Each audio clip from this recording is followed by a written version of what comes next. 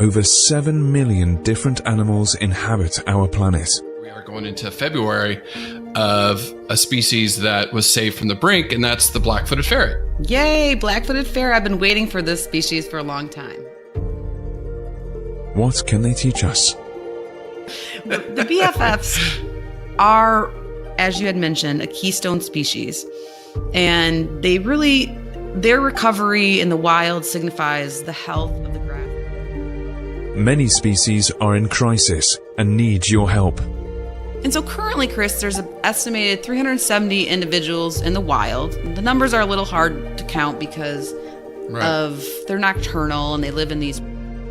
Join the movement at allcreaturespod.com. So welcome to the All Creatures Podcast. I'm Chris. And I'm Angie. And this is Chris from New Zealand, the new Chris. I see. Well, and I definitely know that you're like in the future for me, a whole day in the future. So that's kind of cool. Yeah, no, it's been an amazing journey. It's, still a lot of adjustment. It's the first time I've ever lived overseas. I mean, obviously we both have traveled all over the world. It's been amazing. Gorgeous country. The people are just incredible. That's what anybody will tell you in New Zealand is just the people are just so welcoming. So I could see why everybody wants to come here. Well, and the pictures look amazing of the different trees and the parks. Yeah, the parks are great. Everybody's great. What I really love about it too, that I'm finding out is there's just a huge focus on conservation. And so the New Zealand government is just having this really big push to preserve their wild spaces for, not just tourism, but conservation of the native species in New Zealand. They have quite a bit of birds that are endangered. Other species, some have gone extinct. So that's been really great to see a government like that push. And then, there's always bad with the good, and driving has been a nightmare. It's like, well, for you, you're driving on the wrong side of the road. No, my whole life I've been driving on the wrong side, apparently, because is like so nerve-wracking. It's all roundabouts, which I love. So you're not waiting at a stoplight all the time. But, oh, my God, it is so hard. Well, you're going the other way, though. Your brain just gets... You have to rethink when you look left, look right, look left. It's really bad. It's just crazy. And then this is what's hilarious, is whenever you turn your turn signal in New Zealand on the left-hand side of the steering wheel, it's the windshield wipers. So you're always turning on your windshield wipers left and right. I think I remember that. I've driven in Africa a few times, and it was never pretty. Son of a, and then so like this morning, every time. No, I actually have a door that a car where my front passenger door never unlocks, or it's just always locked. And every time I go to open it, I'm just like, dude, every time. So I can imagine that with the windshield wipers. You're walking to your car, and instead of, you're going to the left-hand side thinking, oh, that's where the steering wheel is. And you look and you're like, oh my God, come on. And you got to walk around the car to the other side. So that's been pretty funny. But anyways, here I am. I'm in New Zealand. We've made the move really quickly. It was for my wife's job. She's got a spectacular job doing honeybee research down here. So being the dream job, the good husband that I am, I quit everything and came down here and started podcasting. So for me. Oh yeah. So hard. Definitely. Yeah. And it was kind of her turn too. So it's the old give and take, right? I mean, all right. So let's get into today's episode. We are talking about an amazing conservation success story again. I think it's really great to start off the year. Here we are going into February of a species that was saved from the brink, and that's the Black-Footed Ferret. Yay, Black-Footed Ferret. I've been waiting for this species for a long time. Yeah, it's such a cool story. It is. It really is. And did you know that they were called American polecats? I did not know that. Yeah, you heard polecats, right? Like I've heard of polecats. I never knew that it was ferrets. Right. No. Yeah. Interesting. Yeah, it was totally cool. So polecats are mustelids. Ferrets and weasels, but I saw that and I was like, because you always, I don't know if it was an old gang in some 50s movie, the polecats, wasn't that like Grease or something? I don't remember. But anyways, so this species, what is insane about it was they pretty much declared them extinct in 1979, right? Yes, the Black-Footed Ferret is the only native ferret to North America, and they obviously were doing fine. until about the, I think, late 1800s. So, yeah, what's so great about the story is they were declared extinct in 1979, and we'll get a little bit into the history. But before we do, I want to give you some street cred. And that for the listeners, that they know, that the listeners will know that Angie actually is doing some Black-footed ferret work right now. This is preliminary research, but she's actually doing research to help this species, right? Well, and Chris, funny enough, yes. Right now, as you and I speak, you're a day ahead of me, 18 hours. Yeah. It's Saturday night here. My samples are Black-footed ferret samples. Blood samples are on the instrument at the university where I work.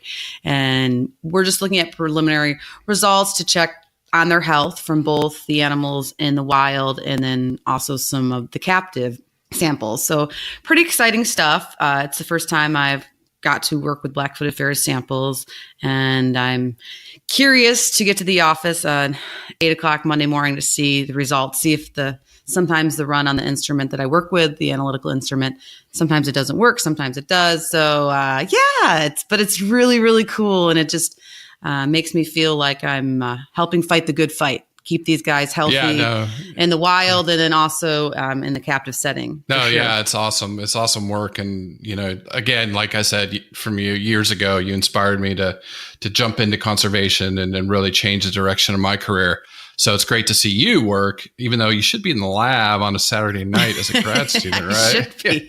I should be. I wish I could say I was there right now checking the samples out, but there's nothing I can do. It's either gonna work, or it's an experiment that'll work or not work. So yes, instead I'm here talking about them. So I think that's almost as good. It is almost as important too, right? Education. So if you don't know what a Black-footed ferret is, let me describe a little bit about you. I think that's one of the things we like to do now is kind of try to visualize the animal. Or you could just call them the masked bandits. Yes, they are. They're beautiful too. I remember seeing them for the first time at the San Antonio Zoo, and I want to go back because I didn't appreciate them. Sure, unless you know their whole story, it's you can just walk by and think, oh, there's a ferret. But they're special ferrets in North America, and they have a special story. Right. So the size of these guys, size of a domestic ferret, their bodies are just under 60 centimeters. I'm going to use New Zealand units. The good old metric system that pretty much all the world uses, except for North America. Except us. Except for us in the States. So that translates to about 2 feet, and that includes their tail. So not very long. And then they only stand about 15 centimeters or 6 inches, which is really nothing. So they're really short and stout. Right. Yeah. That's not tall. And they only weigh about 1.5 kilograms, a little bit less. So a little less than 3 pounds. So not a huge animal, but again, big in attitude, right? These guys. Well, and strong enough to take down a prairie dog. So yeah, they're really cool. So what's really pretty are they're just beautiful animals. Their coats are white and tan, have some black hairs in there. They have that black mask. Their feet are black, obviously, because they're called the Black-footed Ferret. And then the tip of their tail is black.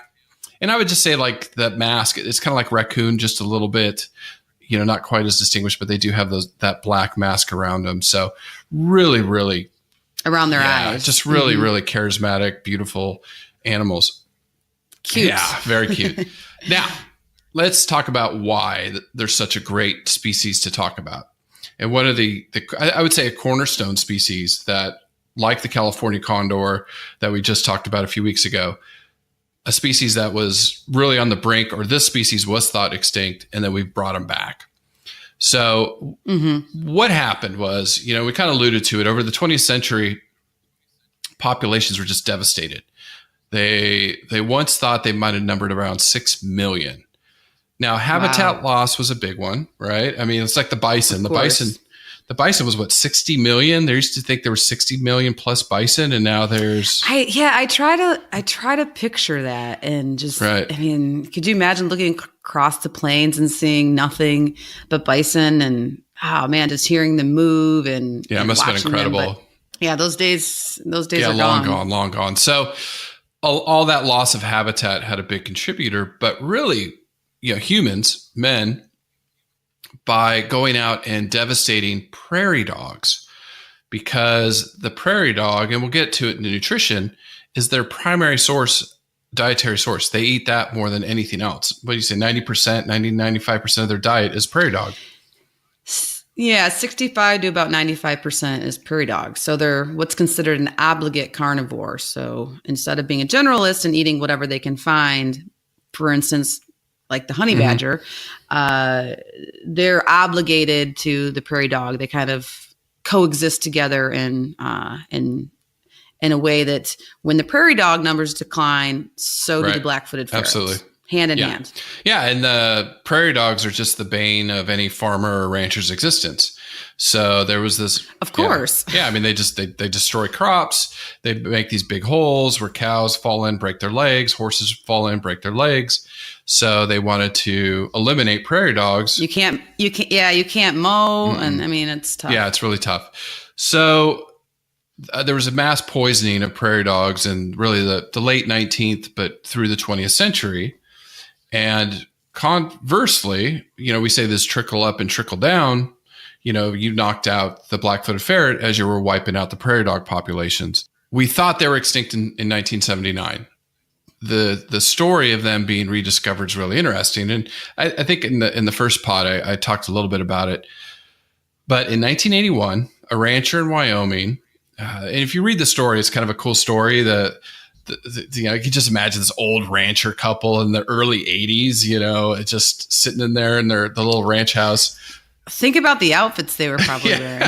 Probably overalls and the 80s are coming back. Some of that red and black plaid. Yeah. I can just imagine them.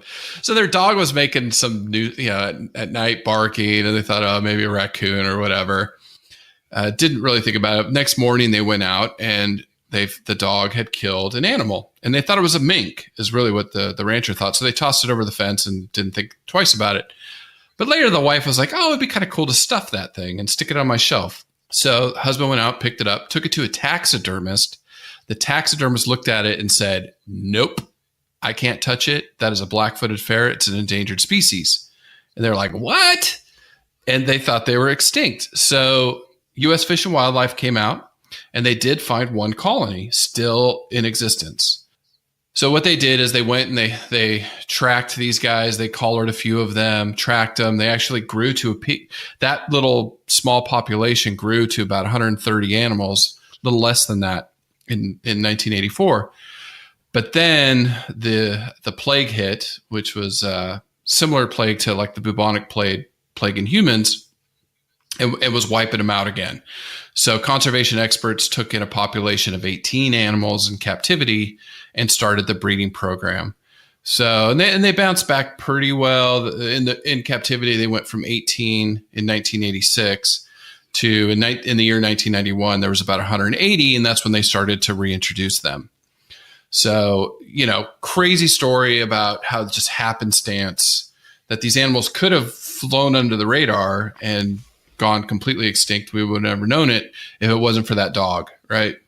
So today they have been reintroduced in northern Mexico, a couple parts in Arizona, New Mexico, Colorado, Utah, Wyoming, South Dakota, Montana, and then southern Canada. They've reintroduced some there too.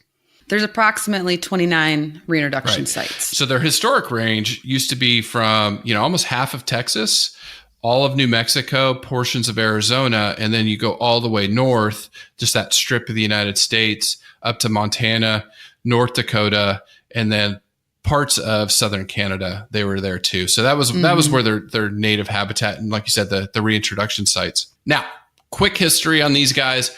Now, going into their evolution, don't need a lot about this because we've already covered this in the honey badger. So if you're really interested, you should listen to the honey badger episode. You should listen to it 10 times because it's my favorite. I just laugh thinking about it. Yeah, chasing me, and I just running, cupping my nuts. I know. Oh gosh, those things. But yeah, they're mustelids, so they're part of that family of weasels, ferrets, minks. Is the genus Mustela. So there's about 17 species there. Badgers, otters, wolverines. Yeah. And this is the black-footed ferret is Mustela nigripes. If I'm saying that right. I like it. I think that's what I am. I think so. Yeah, maybe. Mm-hmm. I don't know.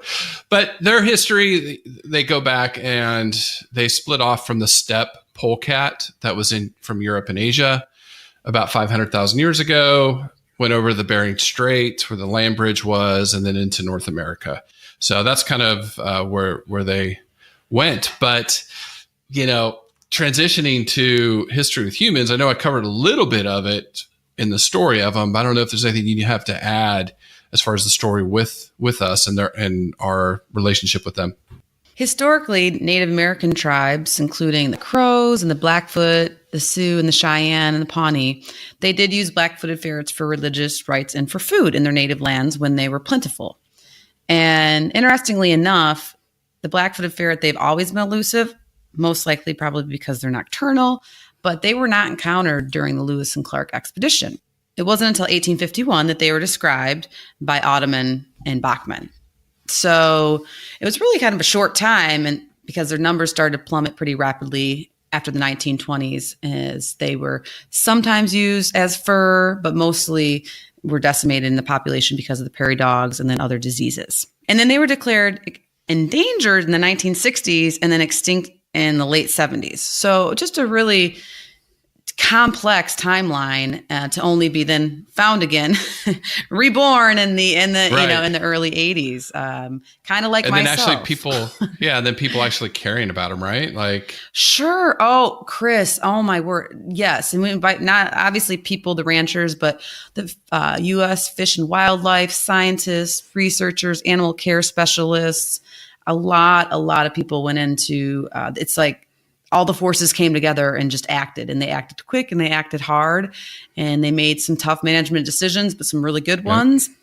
For me, that's why it's such a feel-good story of what can be done, and learning too. Like when they were first brought into captivity, they had a hard time breeding them and understanding a lot about their reproduction, and they just kept going, and then funds were allocated to really saving these species. And when that happens, obviously the miracle can happen, and they were pretty much brought back from extinction. But yeah, you think about it as like, a few weeks ago we talked about the California condor and how that was kind of an iconic. Which, by the way, just to interrupt a little bit, the California condor is one of my new favorite episodes. Yeah. I really enjoy it. I mean, obviously I'm quite biased, but I was cracking up when I am working on my dissertation, and maybe I'm just that bored, but yeah, I thought it was pretty funny. Yeah, I haven't started reading it yet. Call me in a few days after I start reading your dissertation. Well, trust me, when you read it, listen to either honey badgers or condors in the background, so you can give me some good marks on it. Yeah. No, it was crazy. It was just like, after doing that episode and now appreciating the birds of New Zealand, and looking at all the different wildlife they have here, it's cool. I'm really looking forward to you highlighting some of the species from New Zealand. They're great. But until you pick and decide, I'm gonna stick with my American awesome conservation stories. No, but I mean the Black-footed Ferret is it's an amazing feel good story that I think just flew under the radar. Is what I'm trying to get at. Yeah, it really did. In fact, it even did with my 4-year-old. I told him we were doing Black-footed Ferret today, and I asked him what he knew about them, and he said, "Oh, they look like raccoons." So I thought I was pretty pleased with that. And then he said, "Well, I think you should do platypuses." And that was his input for the week. And I just, okay, Xander, well, I'll talk to Chris and see if we can slide that one in sometime. Yeah, we'll do platypuses soon just for Xander, because that is a crazy episode. Yeah, those would be crazy animals to cover. Yeah, that would be, their biology would be fun. They're great. So, and I think the really important question, Chris, is why should we care about the black-footed ferrets? In the industry, they're often called BFFs, which is what I call my girlfriends that I'm very close to, my best friends forever. But anyways, the BFFs are, as you had mentioned, a keystone species. And their recovery in the wild signifies the health of the grassland ecosystem, which is where they survive. And they also help restore this ecological integrity of the grasslands. And people that are listening in other countries or even in our own country might not really realize the significance of the Great Plains ecosystem. It's extremely unique in the world. There's not a lot of other areas in the world that have this acreage of this unique niche of this grassland ecosystem. Right. And so that means, Chris, if we help save the ferret, we save over 130 unique plants and animals that depend on this unique ecosystem. And so I think about it, maybe because I'm a mom or whatever, but I think of it as a lasting legacy for future generations to enjoy, and so to me, it just indicates a healthy world. And yeah, we may never be able to look across the plains and see a million head of bison, but in the same instance, we can try to keep the grasslands as healthy as possible. And I think the Black-Footed Ferret are a cornerstone or flagship species to do this, to recognize. No, that's such an amazing point. And it's just like, listening to you talk about it, and in my head's just rolling, thinking about the Great Plains of the United States. Yes, a lot of it has been turned into croplands, but there's still a lot of grasslands in the Dakotas, in Wyoming and Montana, and parts of Colorado. Oh, it's like God's country out there, man. Yeah. I mean, it's beautiful, and it really represents a lot of like the heartland of the United States, and it's very unique. That acreage of grasslands. I don't think you can find anywhere else on the continent. I could be wrong. Listeners, if I am wrong, please let me know. There's grasslands up in Canada, but not like that. And even if you look to Asia, and just an ocean of grass, you don't have the bison. Ooh, that's a very good description. Yeah, an ocean of grass. Ooh, I like that. That could be like a song lyric or something. Yeah. No, just that the visualization that I get from that is really cool. Yeah, but it's true. And in the United States or North America, even parts of Canada, when we had bison, just roaming, you didn't have that in Asia. And maybe at some point a long time ago, they used to be there and they got wiped out by man. I don't know. But in North America, the bison were there in the millions until the late 1800s, the 19th century. So yeah, that's a great point as far as why they're important. Mm-hmm. They have their niche. And the Black-Footed Ferret is one of the most endangered mammals in North America. And so this species represents what humans and governments and researchers and animal care specialists and landowners, what they can do when they all come together. And so a big applause to everybody that previously historically helped on that project and is currently out in the field right now doing really good things, which we'll touch more on later on. Yeah, no, absolutely. That's a great point. All right, so let's get into a little bit about specifically the BFFs or Black-Footed Ferrets. Physical traits. You like it. Yeah, I do. Chris, who's your BFF? My BFF is probably my two kids, because right now that's all I got in there in New Zealand. I'm making some friends. That's like the sweetest answer ever. Cute. Oh, well, thank you. Yeah. Now you can keep talking about science. Okay. So, physical traits. If you go back, they're not as tenacious as, say, the honey badger, but they have still some of the similar traits. The teeth, the claws for digging, things like that. But again, they have these long, slim bodies, short and stout legs, and the short and stout legs are really important.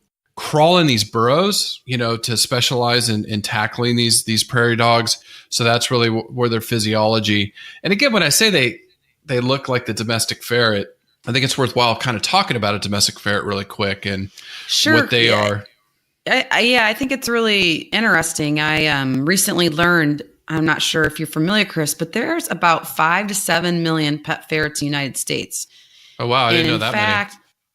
Right. And in fact, they're actually the most popular companion mammal in the U.S., of course. Sorry, my data's from the U.S., but behind the dog and the cat, Really? Yeah. Isn't that, crazy. To each their own. I'm an animal person. I've known a few friends here and there that have had ferrets, and it never seemed like a pet that I was interested in keeping. But yeah, the European ferret or the domestic ferret has been domesticated for over 2,000 years. And it's only really been super popular in the U.S. in the past 30 years. Oh, wow. I didn't know there's that many, though. That's crazy. Yeah, 5 to 7 million. Wow. And what I found really interesting, especially considering your new location, that's your hint. Do you know where the largest population of feral domestic ferrets live? Yeah, I was thinking of Canada. Oh, I know. Of course, New Zealand. That was going to be my point.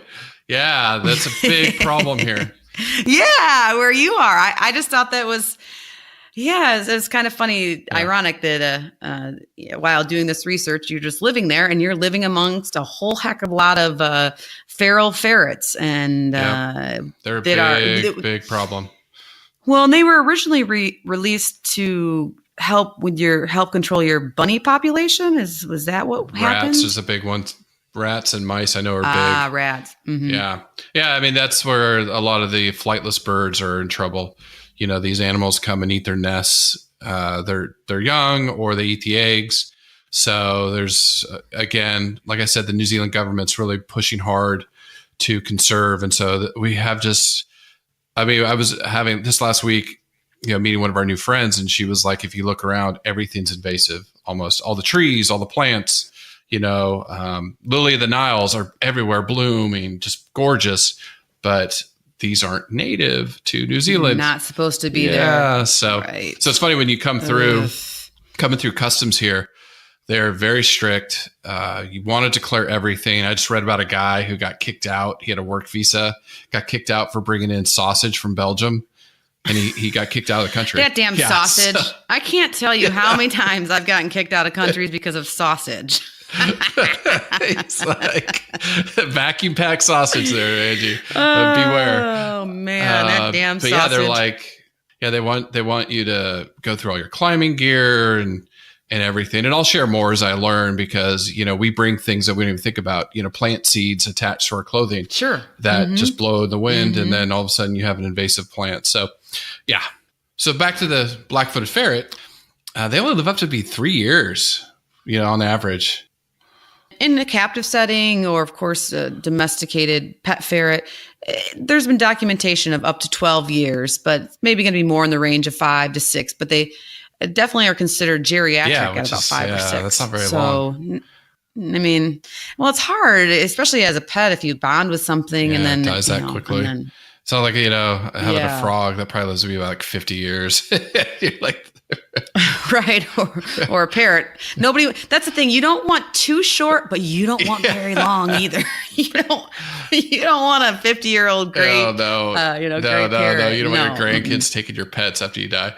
So yeah, they have a lot of natural predators. So owls, if you think everything in the West or the Midwest United States, coyotes, cougars, hawks, eagles, even other badgers, wolves, all eat BFFs. So poor little guys. I know, but they have some really cool behavior. They do have a lot of really cool behaviors. They are largely nocturnal and solitary, except for when it's breeding season or a mom and her kits, of course. And these guys spend a lot of time underground. That's where they eat, they sleep, they raise their young in the prairie dog burrows. So not only do they use the prairie dogs as their diet, as their food source, but then they also use their burrows as their house. So it's kind of like eating and living in McDonald's, I suppose, sleeping there, if you will. Being nocturnal, they're mostly active, of course, at night, typically from dusk to midnight or early in the wee hours of the morning. And they are going to be a little bit more active during the summer and the fall, but generally the climate doesn't limit their activity. And in the wintertime, they'll maybe hunker down in their burrow for days at a time, but in general, they don't hibernate or anything like that. They do travel up to 11 miles or 18 kilometers for you, Chris. Yeah. To seek their prey. And female black-footed ferrets are going to have a smaller home range. The black-footed ferret feeding behavior is also really cool too. There's both innate and learned components. Okay. So since their predation, usually they're hunting at nighttime in these underground burrows, they use more like olfactory cues. And they're sniffing around, snuffing for a prairie dog. And what's been documented that they do, if you can imagine this, that they're searching for through the burrows and they find sleeping prairie dogs.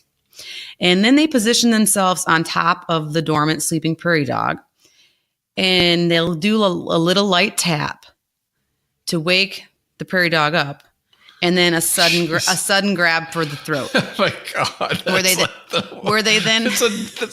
is the stuff made of nightmares. I know, right? Don't let your kids listen to this. No, yeah. And then they, of course, they go for the throat and asphyxiate and whatnot.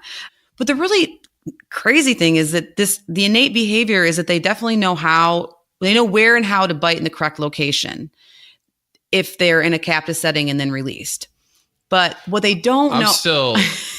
Let me just back up. Well, you say back up the bus. I'm like still on this. Yeah, that's it. Waking up, tap, tap, tap. You open your eyes, and dead. That's like, I know, those poor prairie dogs. The worst nightmare. Like, yeah, I think, anybody that never mind. I don't wish that on anybody except the evilest of the evil people come back as prairie dogs. I know. Because my God, those poor things. It is kind of, it's very sneaky. And I'm sure the tap, tap, tap is just to help get them in the right position and to minimize, because do you mind scooting over so I can bite your neck or bite your throat? Jesus. Yeah. So those poor prairie dogs. But if you haven't, I suggest you go to the lovely YouTube and Google Black Footed Ferret, and there's some really neat videos, and you can see a prairie dog, not necessarily a Black Footed Ferret take down a prairie dog, but you can see them kind of in a wrestling match during the day, which is really, really rare footage that was caught, because of course they normally hunt at night. And to see this, prairie dogs are big. They are a lot bigger than, not a lot, but they're definitely bigger than the Black-footed ferrets. And so they have to use their sneaky weasel-like behavior to make their lives easier. And prairie dog, freaking mustelids. I know. And prairie dogs, they can take down a ferret too in defense. So, it's not all woe is me for prairie dogs. So no, but I'm just sitting there thinking of, honey badger ripping off testicles of animals. And now we have black-footed ferrets tapping you on the shoulder and then biting your neck. All right. We're covering fuzzy bunnies next. Okay. Well, switching gears. Okay. Switching gears, their social behavior is, once again, they're usually solitary, but they will come together in the kits, of course, are very playful, and even adults are playful and curious about their surroundings. And it's really cool. Both wild and domestic or captive ferrets do what is known as the Ferret Dance or the Ferret War Dance, which, once again, maybe we can put a link on our show notes. If you guys check, hey, if you haven't checked out the show notes, definitely check them out. I still look through them. Man, maybe I'm a dork or whatnot. I'm always like, there's good info in there. Yeah, there's really good info. And then, of course, our conservation sites that we support and recommend each week are on there too.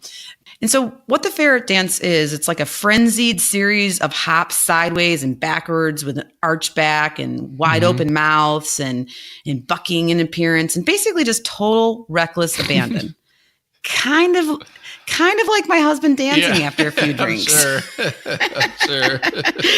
But no, more seriously though, it's pretty darn cute. And so, John, if you ever do listen to this, I do think you're cute when you dance, especially after a few drinks, like a black-footed ferret.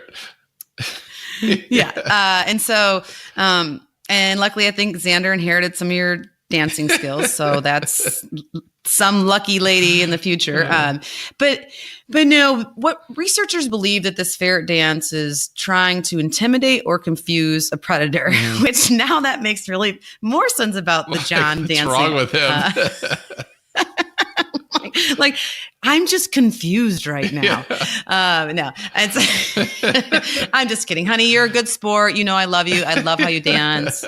And honestly, anybody who knows me knows I know. No, anybody who knows me, I'm actually one that'll do more bucks on the dance floor than anybody. So, and then just another cute behavior.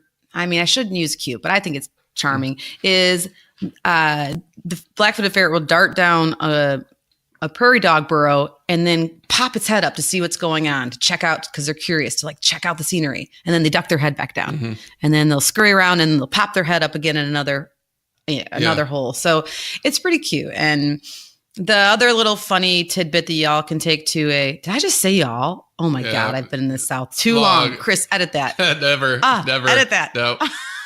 Oh, I'm sorry, Northern friends. It's late at night here in my time. So anyways, let me try that again.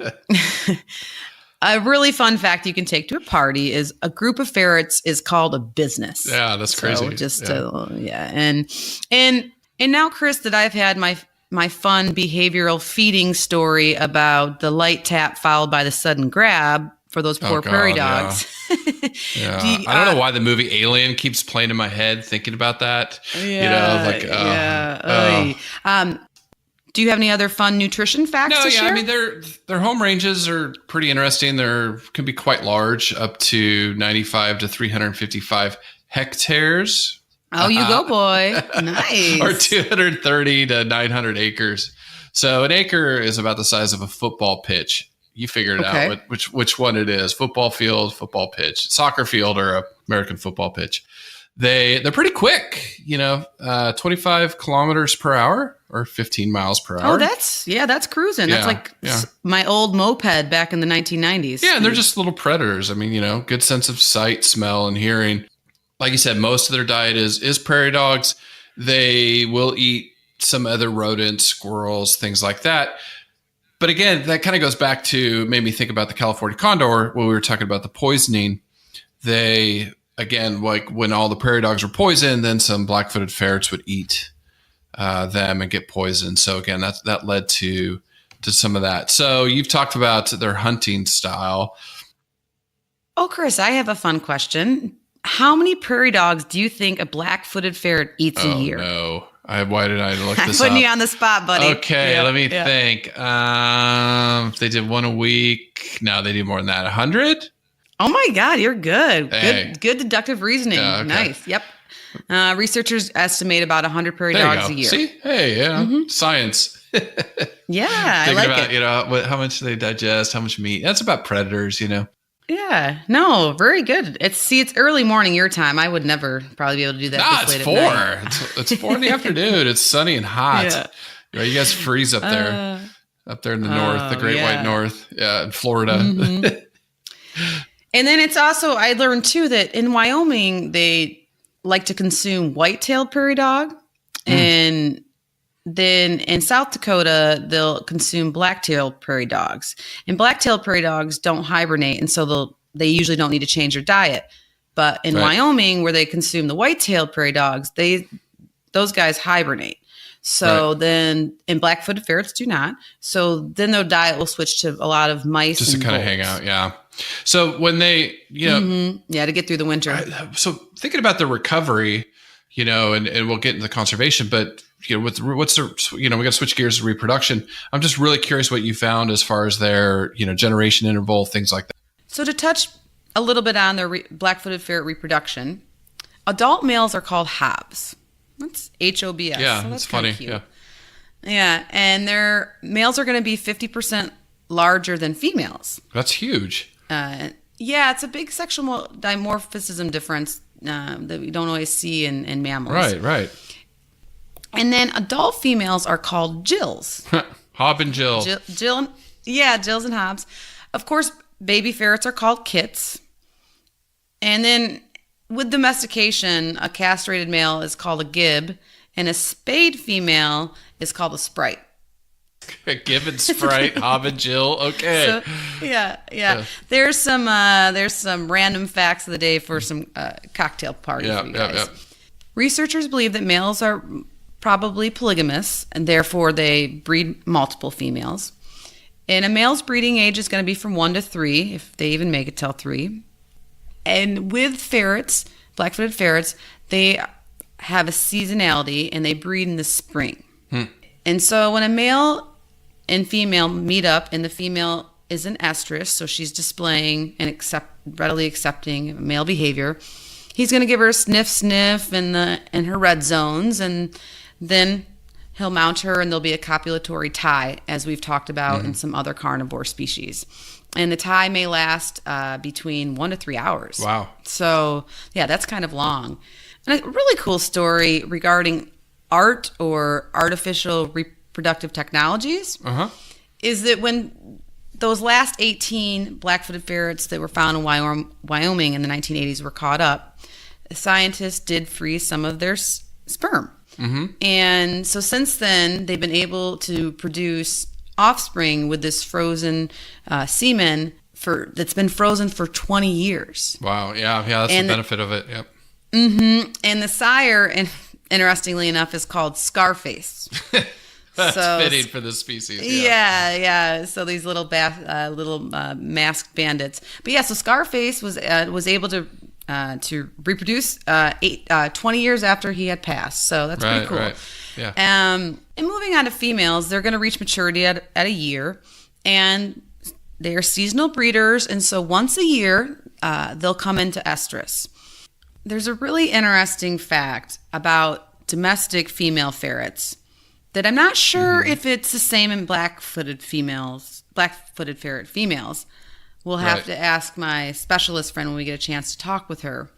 But all right, are you ready for this? Is a very interesting one. The endocrinologist, the endocrinologist knew it's going to be like, what? Okay.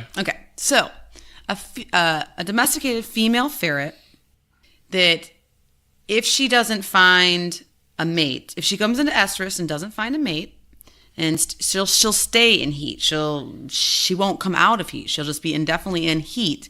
And because of being in heat, the high amounts of estrogen for too long creates an estrogen toxicity, and the bone marrow stops producing new red blood cells, and she dies. What? It's called aplastic anemia. No way. And so are you kidding? Okay. So not only these guys like wake you up and kill you, the females get so horny that they die if they don't get bred. Can we bottle this pretty somehow? much? Yeah. I mean, I don't know if that's exactly accurate science, the physiologically speaking, but in a generalist way. Oh, I can go in so many different directions with this knowledge. I know. Well, we try to stay PG, but yes, we will try our best. Oh my God! So she dies from being horny. Yeah. If anybody, yes. I mean, I guess most people have seen cats in heat and how annoying they are.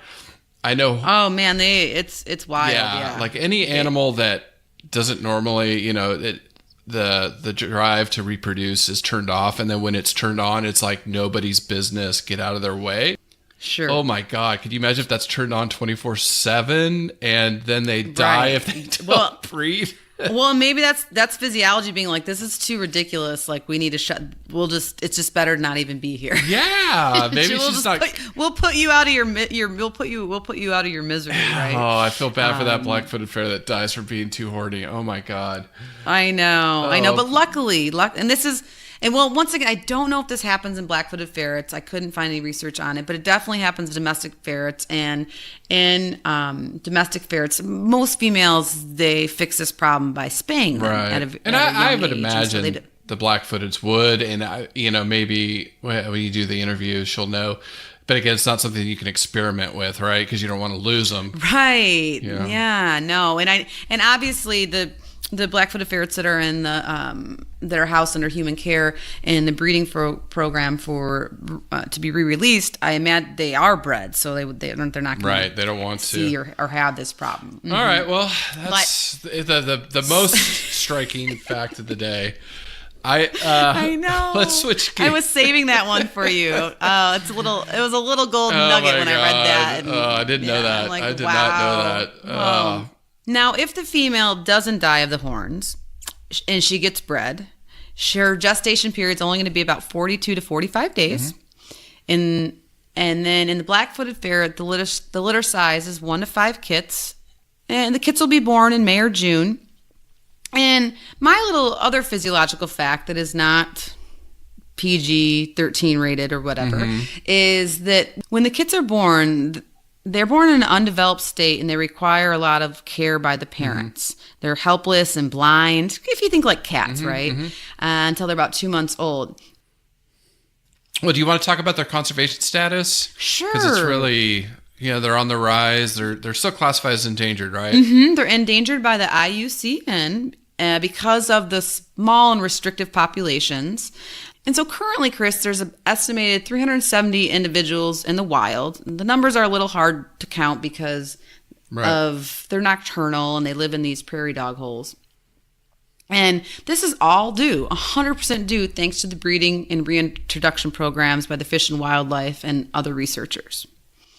And currently, there's about 280 black-footed ferrets living under human care. And check this out. Each year, About 150 to 200 black-footed ferrets are released in these 29 introduction sites in Wyoming, South Dakota, Montana, Arizona, Colorado, Utah, Kansas, New Mexico, Canada, and Mexico. Yeah, and so just to kind of jump in real quick, this is what zoos do, right? Mm-hmm. This is what they want to be doing with these endangered species. They want to, if they have to, intervene. Of course. Obviously, and we've said this again and again, we want to preserve them in their natural habitat. Mm-hmm. But when we have to step in, mm-hmm. we step in, we help them, mm-hmm. we grow the population, we maintain some back as an emergency population. That's what we see on exhibit, mm-hmm.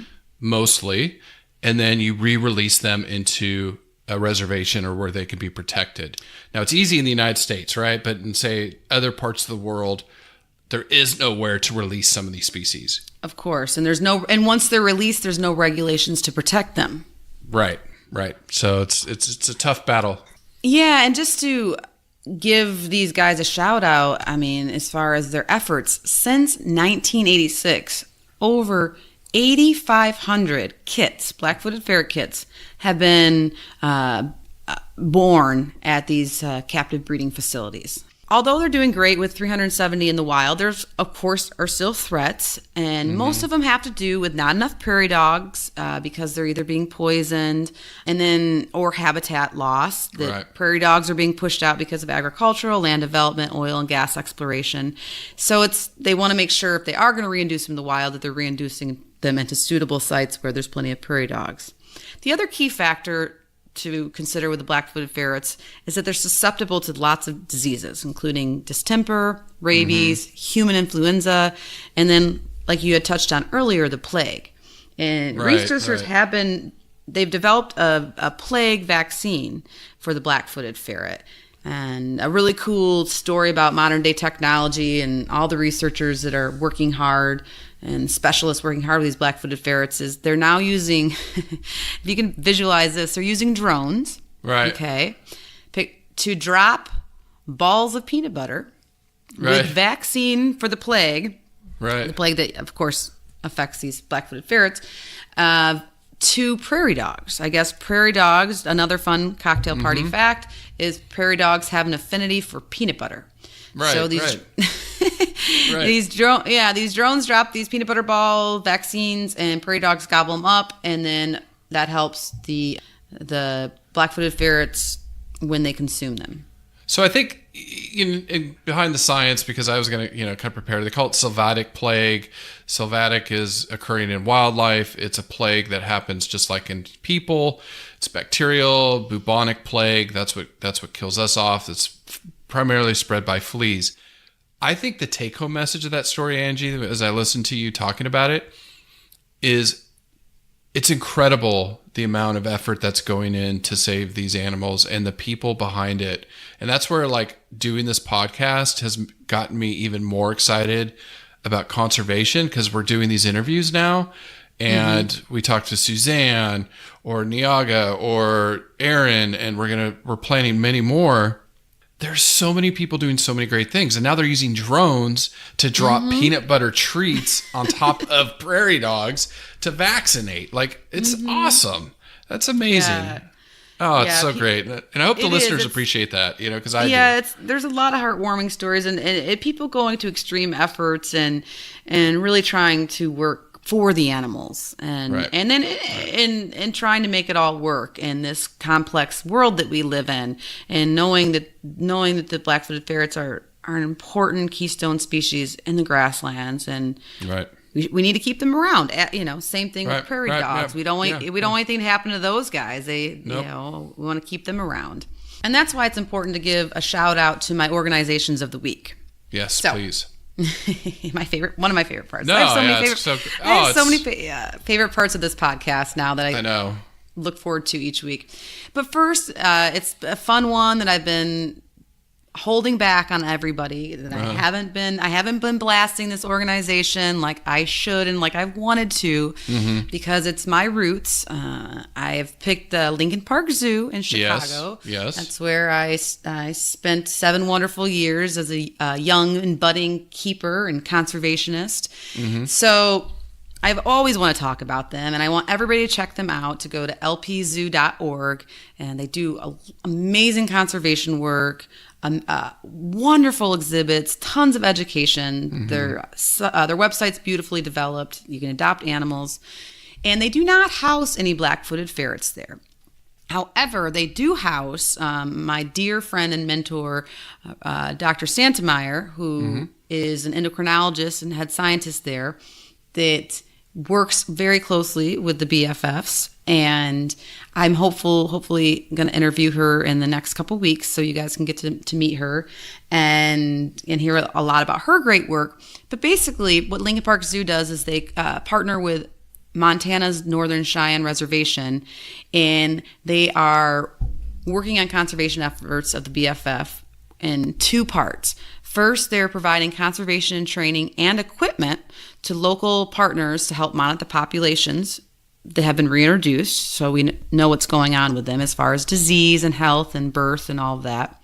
And then secondly, the really cool part is Lincoln Park Zoo is known for their education efforts, and their zoo educators are partnering with the community to integrate conservation efforts into local school curriculum. Because once again, we all know that if the community helps support a species, then it's going to be more successful as far as their conservation efforts. So I'm really definitely applaud and thank you for training Angie and sending her my way. Right? Oh yeah, no, I love LP Zoo. We go back every summer. I sometimes fantasize about just going back to my hoofstock barn and being with all my critters and my friends. Right. But anyways, so I just go visit instead. My second organization of the week is really, really cool. So this is the National Black Footed Ferret Conservation Center, and you can find them at www.blackfootedferret.org. So on both Facebook and then, of course, on the internet. And these guys are super committed to the recovery of the endangered black-footed ferret. And I believe this site is housed with basically the Fish and Wildlife Services. And what they do is they serve as a hub for everything. Their website is super tight. It's got anything black-footed ferret you could want as far as their story, their education, photos. They do a tremendous amount of research, especially when it comes to diseases. And my favorite part about this website is that they have, are you ready for it? Yep. They have ferret cams. So. Oh, yeah. Yes, they have 2 live webcams of live black-footed ferret habitat in the Fort Collins Museum and Discovery area in Colorado. Nice. I'm going to go watch that. Yeah. So check out blackfootedferret.org. No, those are 2 great organizations to support. And again, they're in the show notes. You click on our on any app you use or whatever, show notes should be in there, or you go to our website, allcreaturespod.com. Click on the episode and they're there, and we always link it, so it's a direct link. Just click on it, boom, their website pops right up. But in planning for this episode, I was just racking my brain on conservation tips, and there's a million things. I know one of the things I always talk about is water conservation, so I thought it would be really cool because right now, looking at our podcast numbers, we're in the hundreds. Eventually we'll be in the thousands. A lot of people are listening to this. If everybody listening to this can put this in their brain and one time a week just take a short shower. Now, Angie, I know that's tough for you when you only take 1 shower a week, but busted, because you're like my wife. I know you. Yeah. But honestly, like it's still pretty short. But I'll make it even shorter, or I'll turn the temperature of the water down. Right. If everybody listening to this can do that, and we're talking hundreds of thousands of people. Not hundreds of thousands yet. One day, maybe, someday. But hundreds. Someday, maybe. And then pretty soon, thousands will listen to this. But if everybody did that and just took a short shower, went in there, washed your hair, soaped up real quick, rinsed off, and got out, and didn't sit there and go, and enjoy it, we will save thousands and thousands of liters and gallons of water and reduce energy use because the water heater has to use a lot of energy to heat that water up. So not only are you saving water, and I thought it would just be something easy everybody could do. Everybody can do it. So yesterday, just once I was a week. like, okay, I was preparing for this podcast. I jumped in the shower. I was in and out in like 2 minutes. I was like, boom, boom, done. And I smelled fine, I think. Of course. Yeah. No. And I second that challenge too. I'm sure a lot of people already do it, but if you don't, just turn the water off while you're brushing your teeth. And that's cold water, so there's not a lot of hot water going on there but still, because I was just reading an article that says in Cape Town, which I've been blessed enough to be able to visit years ago, they're about 90 days away from having no water. Major water crisis. Yeah, well, it's going to be a big problem, especially with global warming. It's a big problem. Now, for us, I just got to give a shout out to a special listener, Jonathan. He's up in British Columbia. Jonathan, we love you. Yes. He contacted us on our Facebook page, really enjoying the show. So I just want to give him a shout out and thanks for contacting us. And he gave us some ideas as far as a species he'd like us to cover. So if anybody else has any ideas, please contact us, tweet us, All Creatures Pod, or on our Facebook group. And again, if you haven't, subscribe, rate, and review on iTunes. Again, we're still developing this community. But again, thank you for joining us this week. And Angie and I are pretty much ironed out a lot of our technical stuff. We're still working on it. So over the next couple pods, it should get better and better, we hope. But thank you. Thank you, everyone. Listen, learn, share. Join the movement at allcreaturespod.com.